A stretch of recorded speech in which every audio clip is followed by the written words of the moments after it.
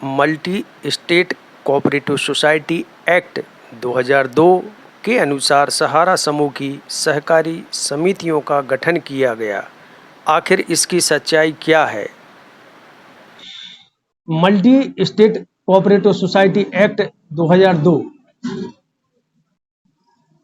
ये जो आज इसके तहत भुगतान आदि की जो चर्चाएं सामने आ रही हैं, ये सहकारी समितियां हैं, जमाकर्ता एक दूसरे को है जो सदस्य या अलग तरीके से पैसा आदान प्रदान करता है, ये जानकारी अभी आ रही है।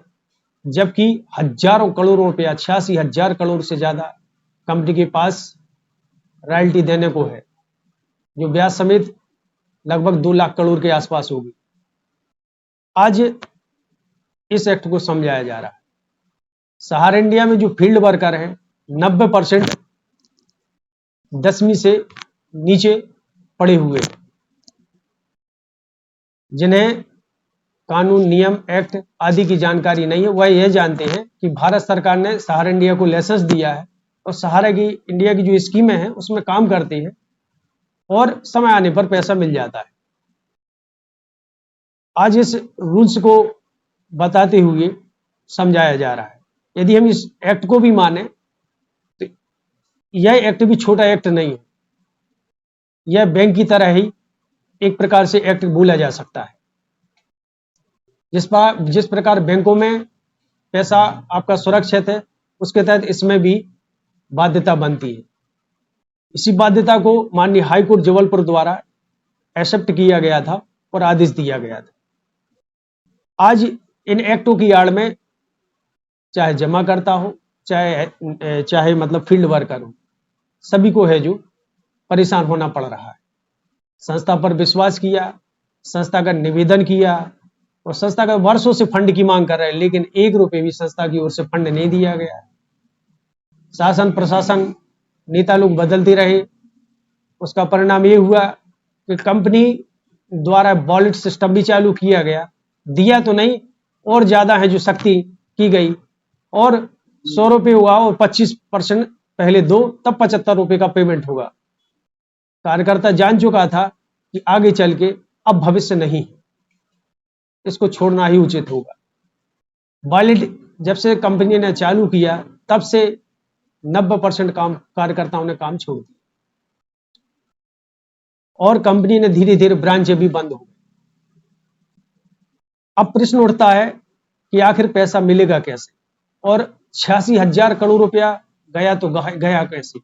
यदि हम मान के चलो 25,781 करोड़ रुपए, जो कि जानकारी अनुसार सहारा रियल एस्टेट और हाउसिंग का था, तो आज 86,000 करोड़ रुपए से ज्यादा का जो पैसा जमाकर्ताओं से सहारा की सहकारी समिति में लिया गया, वह पैसा कहां गया।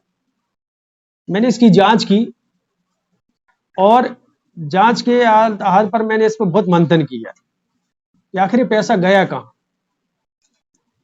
तब प्राप्त जानकारी जो मुझे साइटों से प्राप्त हुई, उस पर मैंने देखा कि 2012-13 के समथिंग है जो मेसिडोनिया देश में माननीय सहारा श्री जी के सुपुत्रों द्वारा है जो 5353 हेक्टेयर भूमि खरीदी गई है उनके नाम पर, और उसमें कुछ प्रोजेक्ट वगैरह है जो लगाए जा रहे हैं। प्रश्न तो मन में उठा कि भाई आखिर क्यों, लेकिन क्योंकि हम लोगों ने संस्था से जुड़े थे, हम लोगों को यही कहा गया कि आप ही लोगों के लिए है, आप ही लोगों के उज्जवल भविष्य के लिए है, सामान्य जमाकर्ताओं को लाभांश के लिए है। हम लोगों ने सोचा ठीक है, क्योंकि भाई वर्षों से कंपनी में काम किया और जिसमें काम कर रहे हैं उसकी वफादारी भी निभानी थी। और इस संबंध में माननीय सहारा श्री से भी मैंने मुलाकात की जब भोपाल आए थे, और मैंने इस भुगतान की समस्याओं को उनको समक्ष भी रखा था कि साहब ऐसी ऐसी हमारे क्षेत्र में समस्या है, इसका आप निराकरण करो। तो माननीय सहारा श्री ने कहा मैं इसका निराकरण करूंगा, बहुत जल्दी आप लोगों को खुशखबरी देगी। लेकिन मुझ जैसे, मैं सहारा इंडिया का, क्योंकि मेरा कैडर छोटा था, वरिष्ठ लोगों ने भी इस बात को रखा कि आपने कमेंट किया था कि रियल एस्टेट हाउसिंग को क्यूसा में कन्वर्जन करा लूं तो आपको है जो 235% आपको मिलेगा। अब उसका समय हो गया है, तो साहब पैसा तो आप दिलाने की व्यवस्था करें। तो माननीय सहारा श्री ने इस बात को स्वीकार किया और माननीय सहारा श्री ने भी बोला कि भाई ठीक है, हम क्यूसाब का है जो 50% पैसा जमाकर्ताओं को दे रहे हो, 50% है जो कन्वर्जन करेंगे। लेकिन उप प्रबंधक माननीय ओपी श्रीवास्तव द्वारा हाथ पकड़ लिया गया और कहा गया नहीं, टोटल कन्वर्जन, और करना ही पड़ेगा, नहीं करोगे आप जानो आपकी समस्या जाने। अब आप ही बताओ किससे लड़ेंगे? आज हजारों की तादाद में चाहे जमा करता हो, चाहे सहारा का फील्ड वर्कर हो, आत्महत्या कर ली। यह जांच का विषय है। क्या हुआ? कुछ नहीं हुआ। मृत्यु का कारण विभिन्न प्रकार बताते हुए टाल दिया गया। अभी हम लोगों में से 21 रिट याचिका जो माननीय हाई कोर्ट में दर्ज की गई थी, उसमें से माननीय एक चौबी जी थे, उनका स्वर्गवास हो गया। स्वर्गवास का कारण भी यही था कि सहारा इंडिया द्वारा भुगतान ना मिलना, मानसिक प्रताड़ना, जमाकर्ताओं का प्रेशर, दबाव, और आखिर उन्होंने जो तबीयत बिगड़ गई और मृत्यु हो गई। अभी हम ही लोगों के एक कार्यकर्ता द्वारा भी गलत कदम उठाने का प्रयास किया गया, जिसे बचा लिया गया। कारण यही कि जैसे तैसे सीआरसी पोर्टल दिया गया, तो इसमें बहुत सी विषमताएं हैं। जिस तरह इसका प्रचार प्रसार माननीय सहकारिता मंत्री जी द्वारा किया गया, इसमें कोई गुंजाइश ही नहीं। तो हमको तो ये लगा कि इसका उल्टा है।